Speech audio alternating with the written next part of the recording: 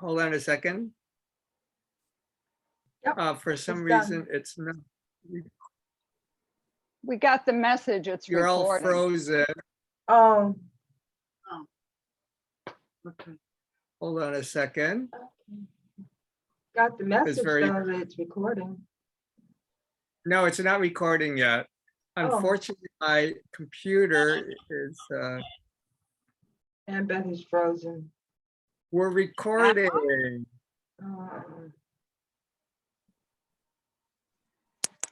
It says it's recording here. Yes. Yep, here too. Am I still Okay. frozen? Still. We're frozen, but I can hear you. Oh, okay. It's not frozen for us. Okay. Okay, It's on good. your end. Maybe mute. Okay, I'm going to mute. Okay.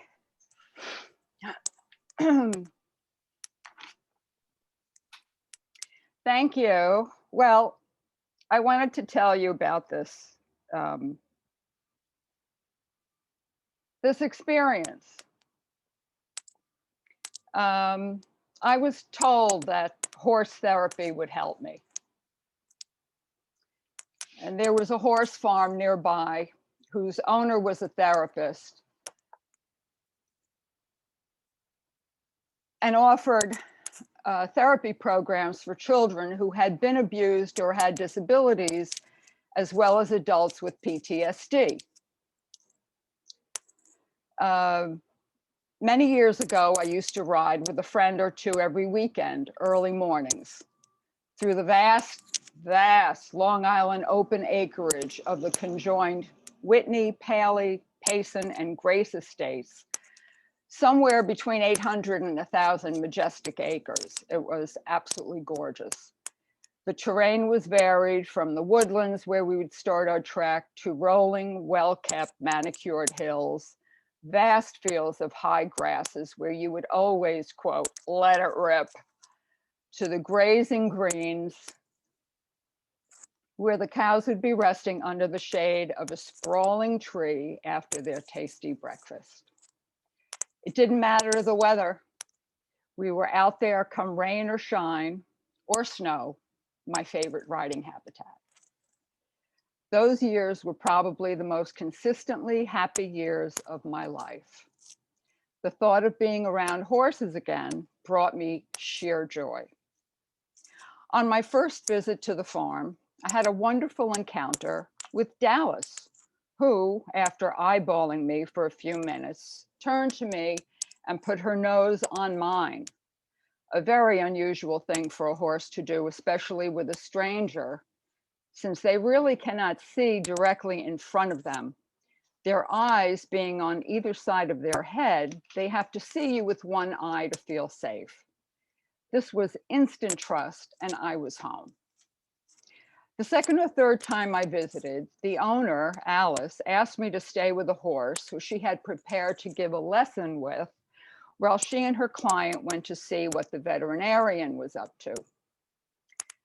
I stood still next to this magnificent Westphalian and stroked his neck and spoke softly to him. He never moved an iota, but for his eyelids that eventually completely closed and his lower lip that seemed it would at some point reach the plank floor. He was totally at rest. All of a sudden, I felt a wave of grief, terrible sadness come over me. And I said, Essex, are you sad? He hadn't moved in the last 15 minutes, but in that moment, his head bobbed up and down twice, up and way down twice. I was amazed. It certainly woke him up, and now Alice was back with her client and off they went. And by the way, this client was an 18-year-old girl who had been found chained in the basement of her kidnapper. She had come a long way with Essex. The next time I visited, I repeated this scenario to Alice and asked if Essex would be sad about anything in particular. She ignored my question, but later on came back to me and told me that his best friend, Roman, with whom he shared a paddock, had died 2 weeks before. They had both been her horses, Alice's, for show and dressage, and Roman had been a great loss to them both. Essex did not speak to me for about a month. I think I had connected with him too soon for his liking. I would go to him in his stall, and even if he were eating, he would not just turn away from me, but put his big butt towards me and stick his head out his rear barn Dutch door, abandoning his meal. But with turned head, I could see him watching me with that one eye. Finally, he forgave me, and we became extremely close. I groomed him, and we both got a kick out of it. Not literally, although once he didn't like his picture taken, and I was always taking his picture. So one day I'm adding on, I was grooming his legs, and I kept trying to sneak a photograph as one hand was brushing a leg. I was trying to catch him with the other hand on the camera, and he kicked. He kicked the opposite leg, though, not on my side. I go, okay. He definitely communicated his likes and dislikes. So one day at home, I had a terrible stomach pain. My abdomen was enormous, and I felt that I could have a rupture. Off I went to the ER. I was given an IV of painkiller plus fluids. Labs were done, x-rays, etc. And eventually, whatever it was, passed. There was no diagnosis. This was very frightening for me, as I do have major digestive issues. It was several months later when it happened again. After tests, etc., there again was no diagnosis, no blockage, no nothing. One day when I went to Essex, I noticed he didn't smell like a horse. There was a very strange odor. I couldn't describe it. Everything about him had this smell. I mentioned it to Alice. Nothing more was said. One weekend, a few months later, she had an evening party at her house on the farm. It was a gorgeous, clear, cool March day. It was a gorgeous, clear, cool March night with a million stars above. Before I went to the house, I drove down to the barn to see my Essex. He was probably asleep standing. I entered his stall as I called to him. He acknowledged me, and I put my head to his. The smell was much stronger now, pungent and very disagreeable. He tried to bite my fingers as I stroked his lip, which he had never done before. I pulled my hand away. He looked at me, and I went back to stroking him, speaking softly to him. He nibbled and lipped my hand. It was a very sweet moment that Sunday night. He seemed sad.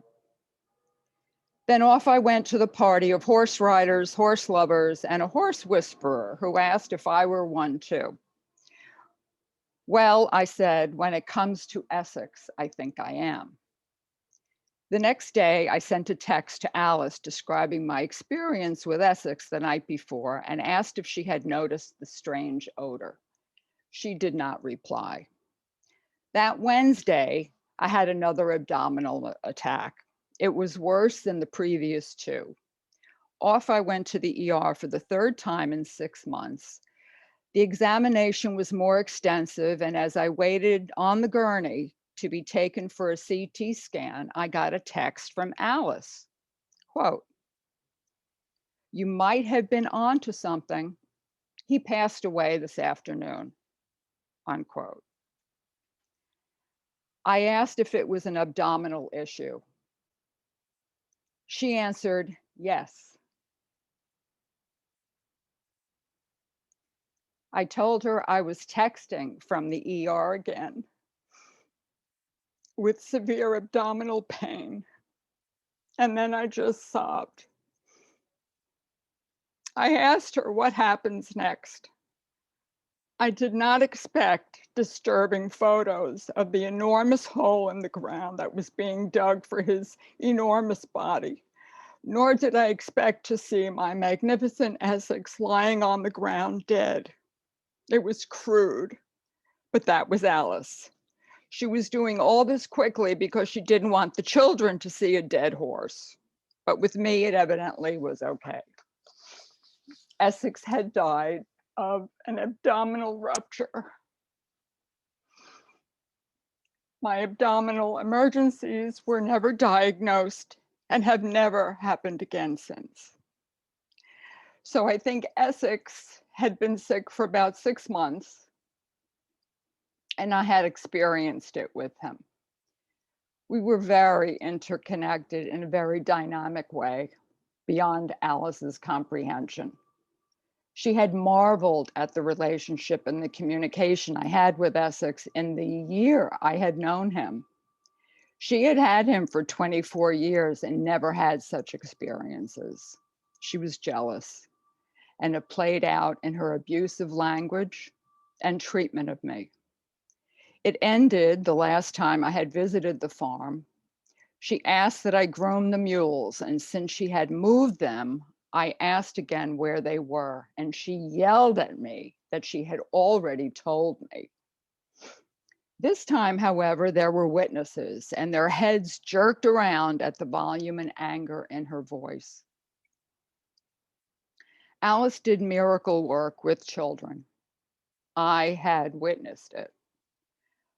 But I was at least one of those on the receiving end of her well-hidden abusive ways. But it was Essex who saved my life. With each encounter, he transported me to his world with his intelligence, his intuition, physically and psychically, his patience, gentleness, and with his generous teaching. It was blissful for me to share in that. He had masterful understanding of the English language and its nuances. What a personality he had. What a sense of humor and timing. And he was no nonsense. He was the boss. And what a great listener too. As I would talk to him, he watched me intently, chewing on long grass like an old farmer, hanging on every word. You can see the grass. It's not a good picture, but he's chewing on grass. I cherish his memory and my experiences with him, especially one when I had him in the arena, walking him on foot in big circles to take a couple of low rails. By the third pass, he just dragged and banged his shoes on the rails, no longer wanting to lift his legs an inch. He ignored my marching legs that the horse would imitate you. So you walk and you march, kicking your knees up. He ignored me and made me laugh as he watched my reaction with that eye. Then clank, banged his last hoof on the rail, giving me that eye. We were so close and trusting at the instant we met that I believed we had had this relationship before, somewhere, sometime, perhaps in another life. After Essex died, extraordinary tributes poured into Facebook, confirming to me that he had been, without a doubt, one of a kind. I believe in the possibility of profound interconnectedness with any living being, and I am so grateful. Thank you.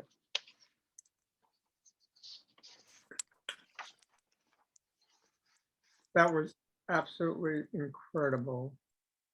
Hmm. You're so What a, generous. what a beautiful tribute. And thank you so much for sharing your story. And Oh, oh my gosh, so many layers here. and I think, Hmm. of course, nobody wants to know my opinion, but I'll give it. It's so incomplete, and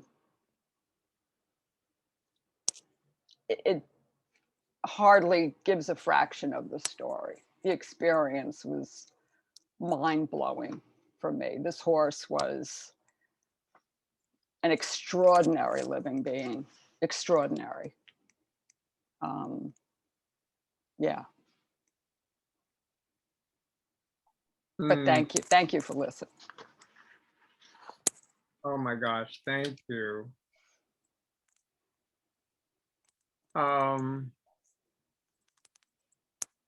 Unfortunately, I cannot, my screen is frozen. So I think someone will just have to, um, Annbeth can lead. Speak up. I can leave now. Yeah, You're not frozen, so. right. It's our computer, so we can't see. So if you could just Oh, feed the group, whoever would like to. okay. Well, does anyone have a comment one way or the other? I know Nancy, I'm going to ask Nancy to forgive me any, I completely, fully understood that story. I too rode every week. My friend owned a barn full of horses, and I was privileged for 10 years to be able to ride them whenever I wanted. And I didn't know anything about horsemanship. We all learned together. We learned, by trial and error. But I can remember whispering to my horse. We were out on the trail. It was wintertime. And we were a ragtag group. We had 6 big horses. My friend owned a ferret that used to ride on the top of Miss Woe's head like a hood ornament. We had a dog named Cowboy that would charge around, and it was chaos. Cowboy would veer off into the Boy Scout park and steal a sandwich off a picnic table, and we would charge off. Well, this one winter, I was in the lead on Sweeney Todd. She was a little Arabian Morgan mix, just bigger than a pony size, very sweet. And it was my fault. I steered her around an ice puddle, and I should have gone through the ice. She could have handled it, but I didn't. I was scared. And I steered her around, and I ended up on a little hill that had icy leaves, and we slipped, and she ended up on top of me. ooh. And my leg was broken. I was stuck in the stirrup, and I wasn't in pain because I was in shock. But I said to her, Sweeney Todd, you got to stay down on your knees. Don't get up. Because I knew if she got up and ran, I'd be dragged to death. The other 5 horses were behind me with the dog and the ferret, everybody galloping up. And Sweeney Todd got up on her front knees, and she sat there. And she sat there until my friends came. One of them, Arthur. He's going, Nancy, can you hear me? I was on the ground. Can you hear me? I'm a doctor. I'll take care of you. He was a hearing doctor. I said, yes, Arthur. I can hear you. I can hear you, but you're a hearing doctor, In the meantime, Sweeney was still on her front knees. She waited until they cut my pants off. They cut my boot off. She waited till they got me free of that stirrup, and then she stood up. So I fully believe that horse knew exactly what you were there. You were there to help him through this trauma that he was going through. My great sadness is that this woman, Alice, didn't listen to him or to you and get him help. It's such a sad story that it so clearly was obvious that this horse was in pain, and you were telling her. The question I have, you said she was good with children. How was she with her horses? Did she leave it to the vets to take care of them, or did she care about them? she seemed to care about them. I mean, the vet didn't come that often. She had a staff who fed them and groomed them, and she had her own horse that was half thoroughbred, and she had been trying to train it in dressage, and he just wanted to run. Yeah. So he was gorgeous. He was one hell of a gorgeous horse. But she was not a warm person. Mhm. She just wasn't a warm person. Well, you did what you could. You raised the alarm many, many times. You did what you could. Yeah. Yeah. It was a I grew wonderful up- relationship. I grew up riding, and I have met so many people like this woman, Alice. It seems like there's a breed of horse person that is a real hard ass. And I don't know what it is, but I've never met really, I don't think too many of them, especially the ones that really run things and are day to day, doing it. They're just hard nosed and not empathetic toward humans Mhm. at all. It's just a very odd trait that I found over decades dealing with people like this.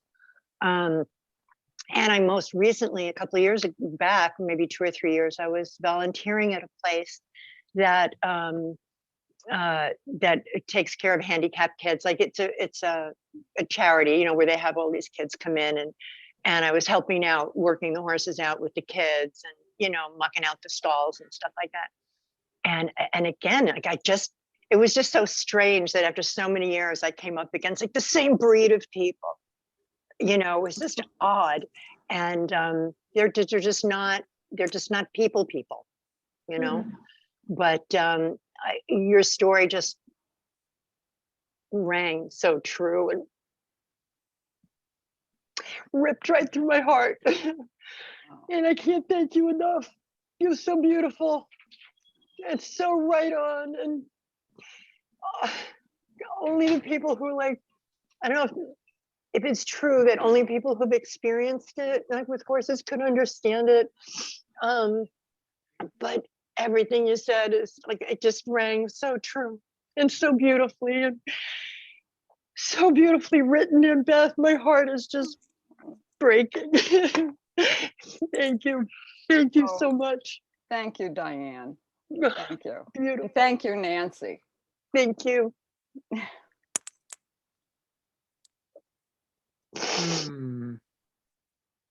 Well, Barbara?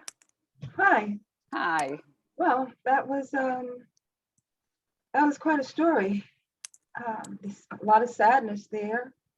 Some of what Dee was saying. It seems like people are in business to make money. They don't care about humans or animals, for that matter. A lot of people who, I think I remember you saying this was a farm for horse therapy. Yeah. It was, I mean, yes, she was horses were known for doing that. therapy. They offered therapy for, Yeah. So Yeah. what but they also gave regular lessons. yeah. So what I'm thinking is that a lot of people who supposedly do spiritual work are not necessarily spiritual. So it's a farm where they provide horse therapy, and it is a spiritual encounter with the horse. There's an alignment, a spiritual alignment with the horse.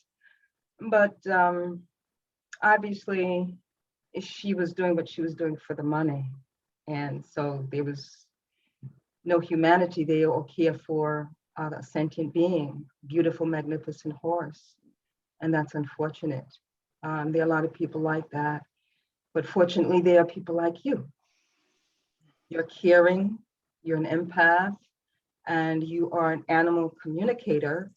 And your interaction with Dallas and then with Essex, it just shows that you have this wonderful, wonderful gift to communicate with animals. I don't know if you've been doing it all along or this was your first experience, encounter, but you are an animal communicator. And it is unfortunate that he had this illness and it went unnoticed. You did your part. You did your part. And I think you should congratulate yourself for that you did your part. What happened on the other end is not your responsibility. That was hers, and she failed at that. But I think that the other thing about your interaction with the horses is to show you your gift. Are you aware that you have this gift? Mhm. Yes or no? Are you aware that you have this gift? No, not Okay.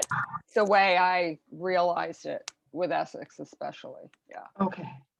Okay. So I guess there are two things that happened here, that through this communication, there was a gift that the horse received from you, Essex received a gift from you, and you received a gift from Essex as well. There a door opened to you for you to see that you have this wonderful gift.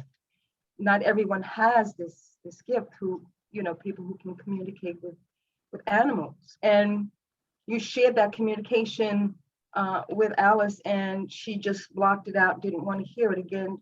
She's focused on something else.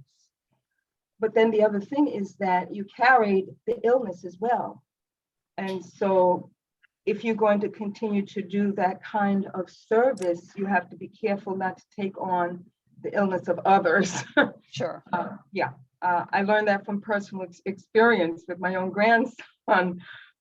He was sick, and I did a healing on him, and I took all of his sickness. Never had a ear infection in my life, and I got his infection, and that taught me, when we do that kind of service, you have to be careful not to take on. Yeah, you have to protect yourself. But I you mean, do I had have no this- idea. Now that I do know, I would Yeah, keep that in mind. But I had yeah, no idea that was, Essex, that I was experiencing his experience. Yeah. I had absolutely no idea, because there was no indication that he was ill. yeah. No outward indication, right? No outward indication. Right, Yeah. right. But Thank you do have this gift, and I just want to honor that in you, that you have this and other gifts as well.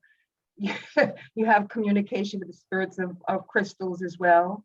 And so you have these gifts, Annbeth, that are absolutely beautiful.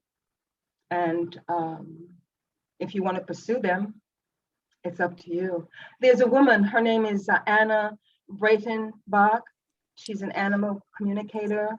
And there was this black leopard that they call Diablo, and Diablo means devil. And he gave everybody a hard time, and a woman took him in, but he stayed in his cage. He just didn't want to communicate with anybody on any level, and they just left him where he was. And they called on Anna, and she communicated with Diablo, and he told her he did not like the way he was treated. He told her how he was abused, and he told her how he would like to be treated.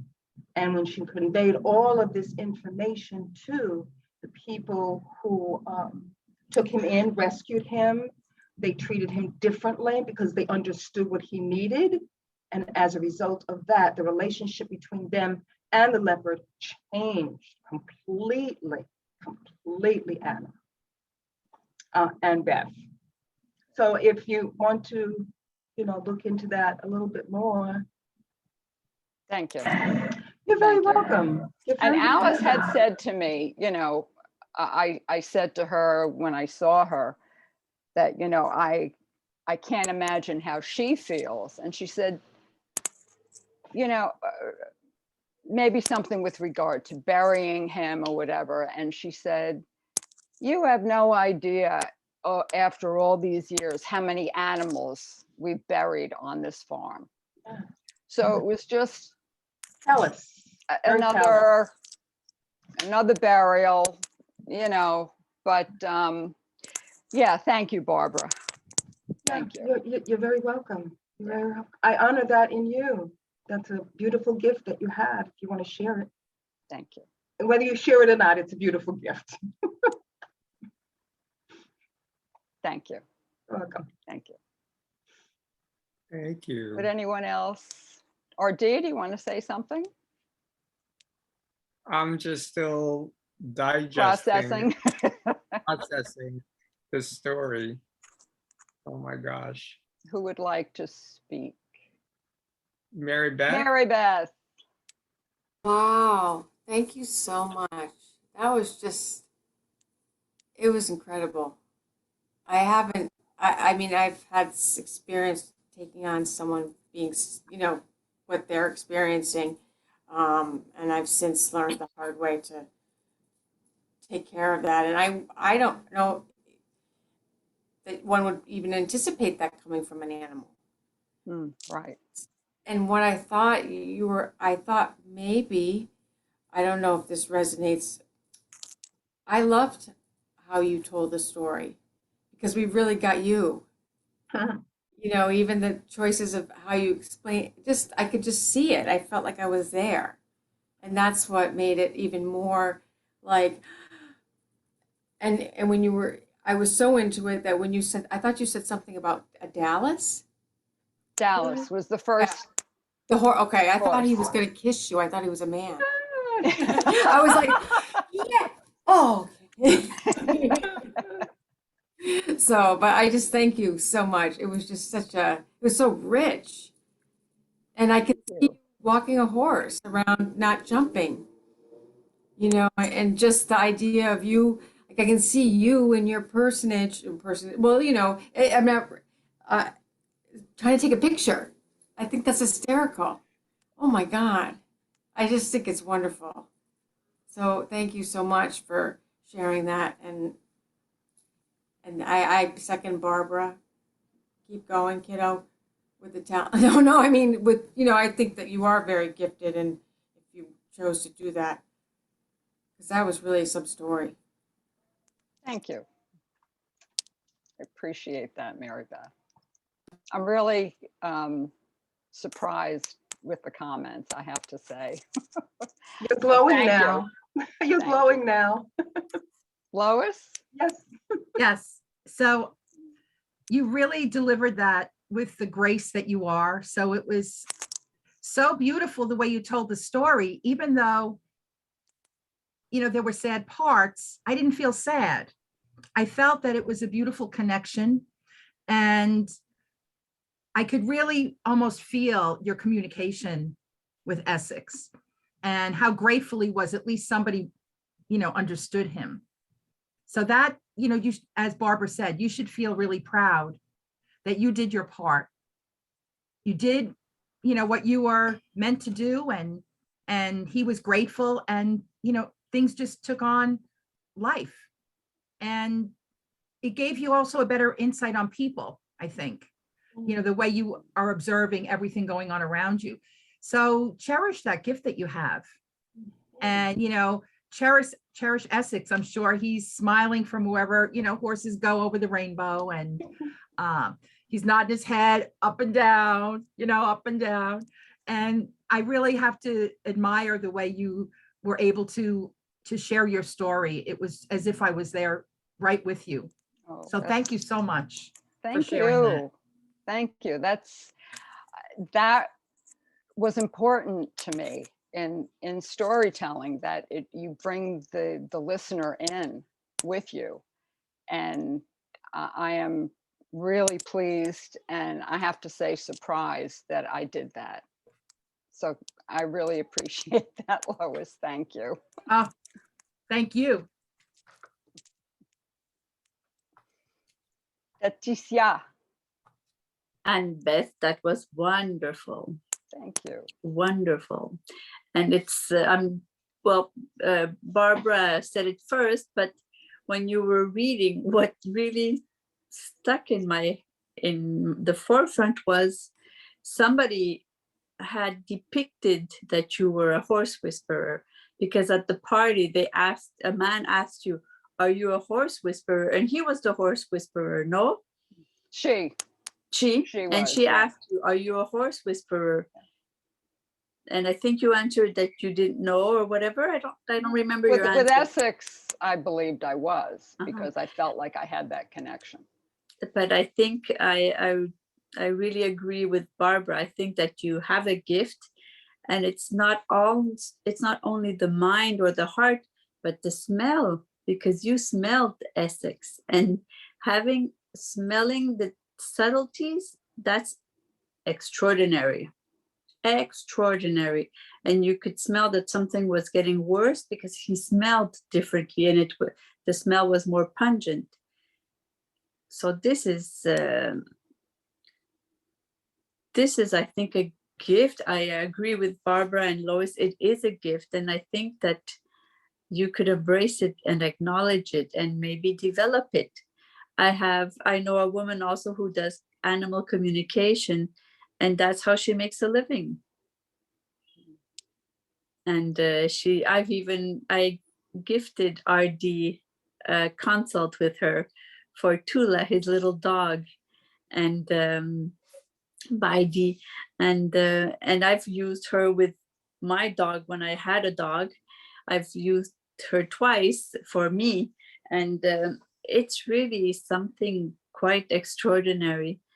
And you have that sensibility. So I think that there's something there too with the crystals, as Barbara said. There's something there that you can put in your brochette of talents, that that you have, your palette of talents that you can share, because that's extraordinary. And I also agree that you can't take everybody's or any sentient beings all their hurts, but acknowledging them, that's really important also, because all sentient beings have feelings and thoughts and all that, so that you're able to acknowledge them and validate them is extraordinary. So bravo, it was a wonderful wonderful sharing. Thank you, Annbeth. Thank you, Laetitia. Excellent. Merci. Thank you so much. Thank you so much. Sorry, the microphone is the side that dropped. Anyone else like to comment? Lee. Annbeth, oh my gosh. Yeah, I didn't know if I'd even be able to speak at all today, because it affected me so deeply, and I'm so hypersensitive. I mean, I was just, tears are just streaming down my face, most of the story. But yeah, just listening to what everyone else has said, it's just, I would have, there's bits and pieces that are exactly what I was thinking. I mean, yes, it was a remarkable story, and how you wrote it. That, yes, I mean, yes, as maybe it was Mary Beth just said, I was right there. I mean, it was just so beautifully written that the details you used it was just like this beautiful book that, we were being read, and I was within it. And yes, it was incredibly heartbreaking and tragic. And I feel the same as Nancy said immediately, that, how come this woman, Alice, did not listen to you? How come she, just the fact that, why was she not aware or paying attention? But then other comments, were spoken, it's hard to answer that, right? What it was her intentions with her farm and horses. But yes, you being what everyone has mentioned, mostly, that you have this amazing gift. And I truly, I mean, I feel that I'm a bit of a cat whisperer. And I've used a pet communicator a number of years ago for some of my cats, but I've also, worked with trying to communicate as well. And also, like, I'm really interested in reading and connecting with cat communicator or animal communicators, and read, information. And I always remember reading, because I'm not a horse person, I have very, very little experience with horses, but that horses are some of the most really brilliant animals, and very open to communicating and being in touch with humans. And I think it takes certain humans for them to connect to. It's, obviously Essex was not connecting to Alice, or mainly she was not connecting it to him, but you were the one. And I mean, it is really so beautiful that you were able to share that year with him and he with you. And you were the one that was sort of there to help him through towards the end, as was said. But I truly feel that you should follow through, and you could be working with horses again in some shape or form. I think what you have is so valuable, you know, whether just for the horse themselves or to help, you know, whoever is their caretakers or, you know, working along veterinaries. I'm not sure. It's just like, I feel that that is such a gift with you and your crystals, you know. I mean, these animals that are so, you know, so beyond magnificent. I'm so happy that you had that experience.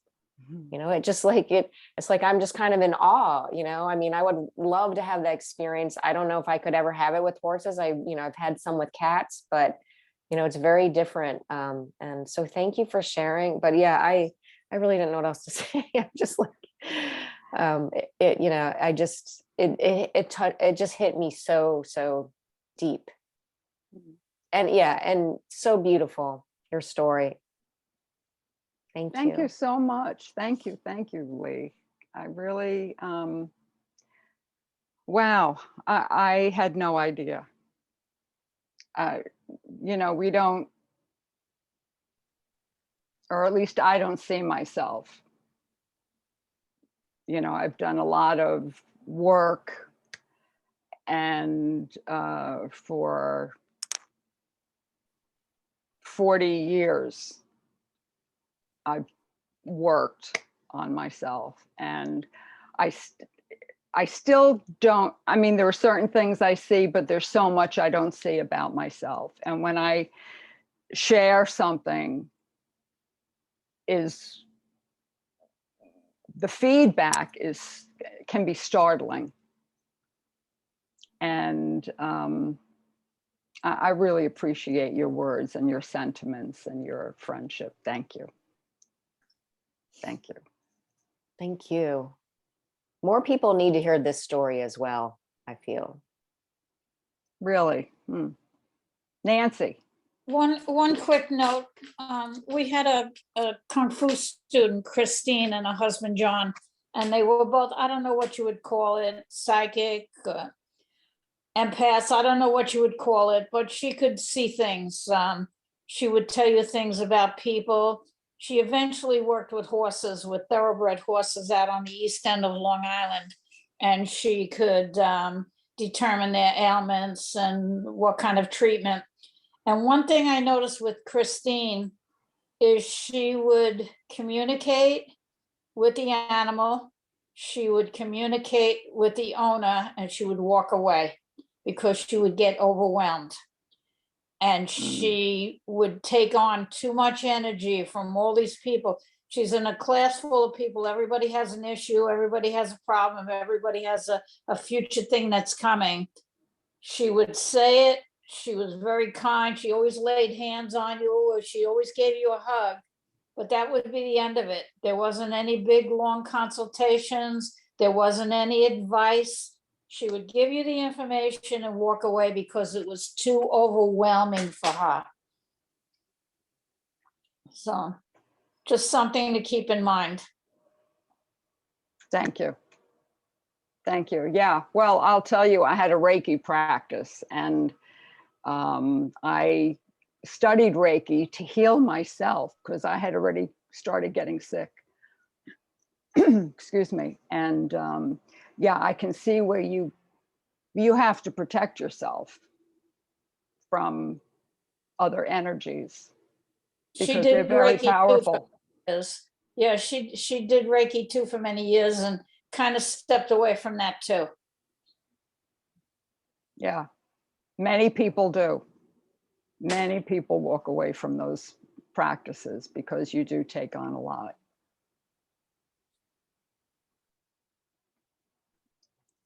Thank you. Linda. Hi, Linda. Yeah, good morning, everyone. Annbeth, that was a beautiful story. Just like everyone said, my sentiments is just you have such a gift You have such a gift, and it's just sharing it with us to show us what you've done, and it was beautiful. It was completely beautiful, very touching. And I'm timid of horses because I had a bad experience with the horse. It was at a dude ranch, and I was told after the fact that this particular horse doesn't gallop. But I was on the horse and he saw the other horses. And then when he went, and he just went flying. And my mother's like, no. And I was about 10 or 11 at the time and I'm holding on. And he just wanted to run with everybody else. So thankfully they stopped him because I was scared for life. So I'm a little traumatized, but they are beautiful, graceful animals. I totally respect them and I respect you. And I think it was beautiful. And just like everyone said, I was right there with you with everything. With everything. Thank you. Thank you. Yeah, unfortunately, experiences like that really, make a difference. They impact us. So yeah, I get that because I've had your experience in other arenas, I'll say, where something happens that you can't control, and it can frighten the daylights out of you. Yeah. You can overcome it. You can overcome it. I mean, I was a really good swimmer, and I probably still am. I'd like to think so if I were caught in such a dilemma. But I was a child. I was young. I don't remember how old I was, but I couldn't get back into the beach. I didn't know how to navigate the undertow, and I kept getting caught in the waves, and it was really frightening, and nobody saw me struggling. So finally I did get back to the beach on my own. I don't remember how, but I did. And it kept, and I love the ocean. So it kept me away from the ocean or going too far in for many, many, many years. Yeah, but you can overcome it because I wound up swimming way out into the Atlantic so far that I almost couldn't see the beach behind me. Oh, wow. And people were going crazy. Annbeth, come back. I could just hear them screaming, and I was just pissed off about something, and I was just going to swim until I had to get back. So that was a really good swim day. But I did overcome it, and you can too. I appreciate that. Yeah. Ever trying to overcome it, I will try. I'll try. Thank you. Well, you have to get the right instruction, get the right, and yes, not just right be put on a horse and say, go ahead. Anyway, Heather. Hello. Thank you, Linda. Thank you, Linda. Hello, Miss Heather. Thank you so much for that. It was beautiful, and you are such an amazing storyteller. You really just brought me into the story of what was happening, and I really think you're a gifted storyteller. I really enjoyed and relate to the story on so many levels. I was very much a horse person growing up and would buy all these horse books and learn about them, and I had to go to Shinnetig and see Misty, and I had to have a pony, and we had horses growing up, and I got that pony for so I can totally relate on the connection to horses and being the horse whisperer. And I loved how you captured their different personalities and how they communicate. Like, you really let the reader see another side that people that are not horse people wouldn't know. So I loved how you shared that with people. And I can relate to that as well, of how they do have different personalities and how they do communicate. And I loved your story as well, Nancy. Like, it's just so amazing. Horses are amazing. And just with also the Horse Whisperer, I love that book, and that movie was great. And I thought about doing that myself. You could, of course, do whatever you want. You obviously are gifted and have a gift, but I'm just going to throw out another side of the story of what everyone was sharing. What I picked up very strongly was that Essex was the empath in the situation, and Essex was trying to communicate to you that something was going on with the smell. He was having the same issue. He was empathing your issues and not the other way around, which I never thought about it in that way before, because we had a story very similar of our cat. When RD was sick, the cat was taking on RD's symptoms, and I was taking RD to the hospital and I was taking the cat to the vet because they both had exactly the same issues. They both had a thyroid issue. They both had constipation for days. They both couldn't poop for 3 days. So I took him to the hospital and took the cat to the vet. So I totally understand how animals and humans empath and are interconnected. And I love that this is what you believe, because they are interconnected more than anybody knows. And in RD's case, I really felt like the cat was taking on RD's symptoms. And in your story, I really felt Essex was taking on your symptoms, which I, of course, could be wrong. You know, it's like, which comes first, the chicken or the egg? We won't really ever know, but I find it all fascinating. And you've opened my mind to the possibility of thinking that it can go either way. We empath each other, and we empath, whether it's an animal or a human, we can all empath each other, and we are all connected and interconnected. Thank you so much. It was beautiful. Loved it. Thank you, Heather. Yeah, I believe it goes both ways. I have to say that he knew I understood. I feel he knew I understood. And I believe he communicated with me, as well as me speaking with him, or just how I was physically with him. And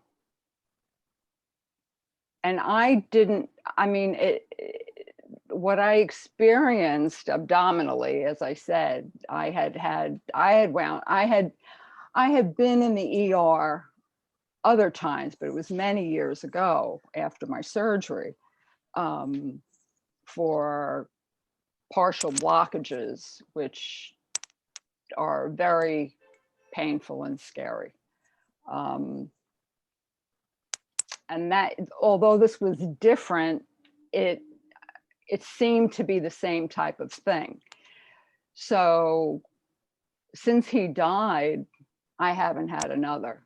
So I really feel that those three, and it would make sense that he was sick for about 6 months. I'm thinking that's about right. That makes sense to me. So the 3 times that I experienced this abdominal pain and symptoms, I felt were his. And now I can look back in retrospect and say they were his, because it never happened again.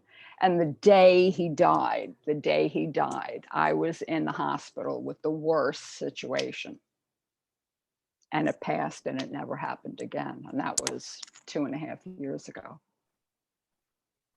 So yeah, but I will agree, there is a two-way communication, yeah.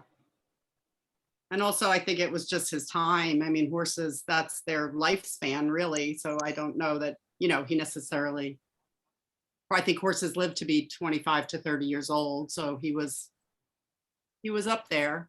But yeah, it's very interesting to think about. Maybe you were empathing each other.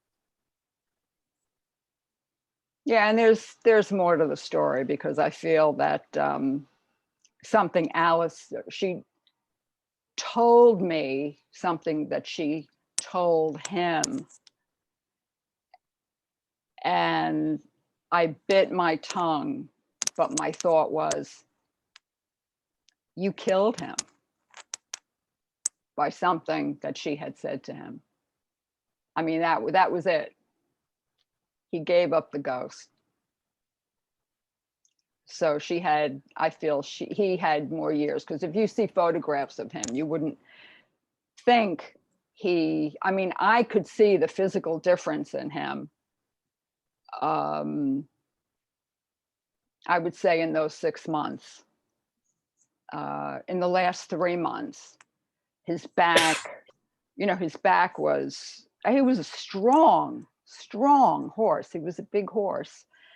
And he did not look like an old horse. He did not behave like an old horse. And in the last couple of months, his abdomen got very big, his back swayed, and there was a huge difference in his physicality. But it's like this, I don't know if you can see this, but this does not look like to me, a 24-year-old horse. He was very, no,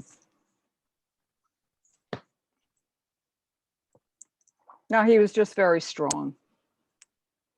But then there was a change, and it happened after she said what she had to say. And anyway, there's so much to this story. So much. So Tammy? Tammy. Unmute, Tammy. I said, let me move over and get out of the witness protection program. Oh, okay. And it's just, I was in the sun and it feels good, but it's very hot. Hot. I don't want to complain about it because it's not Looks beautiful. Yeah. But yeah, I'm still having a problem catching my breath after that story. It really should be a screenplay. Wow. You said there's more to it, and I really think it should be a screenplay. It just is amazing. And as a teenager, I rode with my friends, just casually, rode, went home. I think it was last year, a year and a half ago, my granddaughters were here and I took them to a horse, I guess a horse farm, and they were therapy horses. Mm-hmm. And I really didn't know that much about horses. I knew that I liked them. I liked to ride them when I was younger. I haven't ridden in years since I was young. And the woman told us that once a horse meets you, it will never forget you. Like even if I came a year later, it would know me, or he or she would know me, which I thought was incredible. And she just explained, the whole process. And I think she worked primarily with vets, maybe, that had PTSD. I could be wrong, but I remember her speaking about that. Mm-hmm. And just the amazing work. And they had a little miniature horse, Ruby, that my granddaughters rode. And just, watching them, and their mom was there, and she's a huge animal person. And, not afraid. I mean, the size of them, some of them were just insane.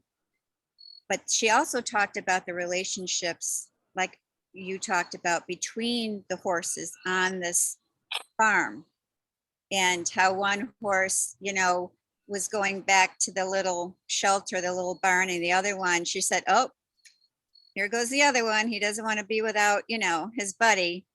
And that was just so cool, just to witness how brilliant they really are. And, I agree with Heather. I thought the same thing, was like he was taking on your illness in a way too, or feeling it, I guess, not maybe taking it on, but because you had such a strong connection. And just, I do so believe in your belief and that we have that interconnection.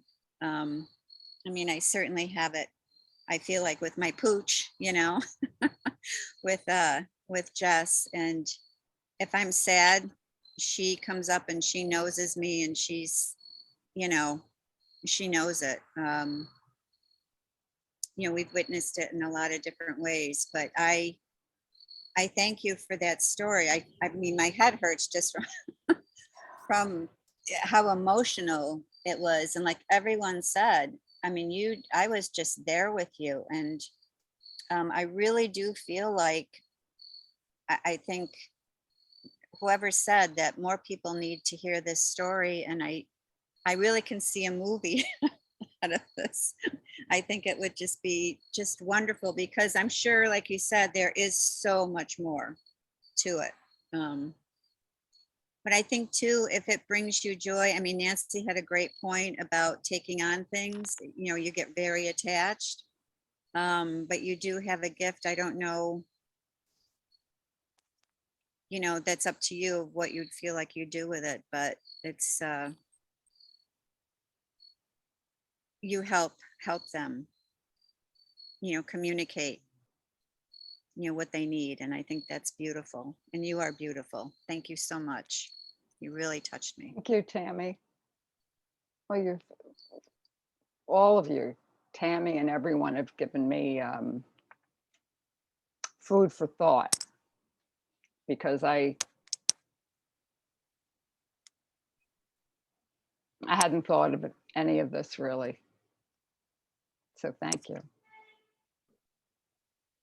Also, just real quick, I was also picking up that the horse was communicating to you about, not about the abdomen and you going into the emergency room. Those were the signs of something else, or something else bigger going on in your body. So that just, I don't know, came to me really strongly that he was communicating that something else bigger was going on. No, I hope not.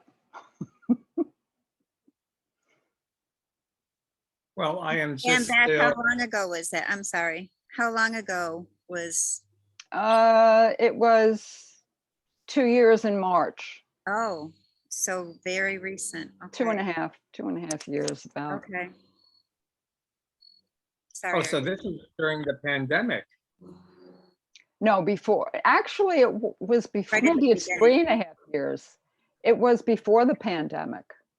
It started before the pandemic, and then I'm trying to think if he died.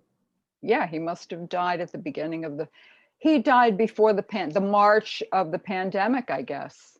Mhm. Oh my goodness. I guess it was, yeah. Thank you for sharing. It was beautiful. Yeah, thank you. Yes, Thank you. thank you so much. I mean, the way you shared your words, it was just filled with just very profound. It was graceful. It was eloquent. And I'm still processing all of this story. So anyway, it's maybe it might be nice if you want to stay on, we can just do a nice quiet meditation together. How does that sound? Oh, wow. Yeah. Thank you, everyone. Oh, thank you. I'm going to see. Oh, now this is kind of interesting. My laptop is, I'm going to stop the recording.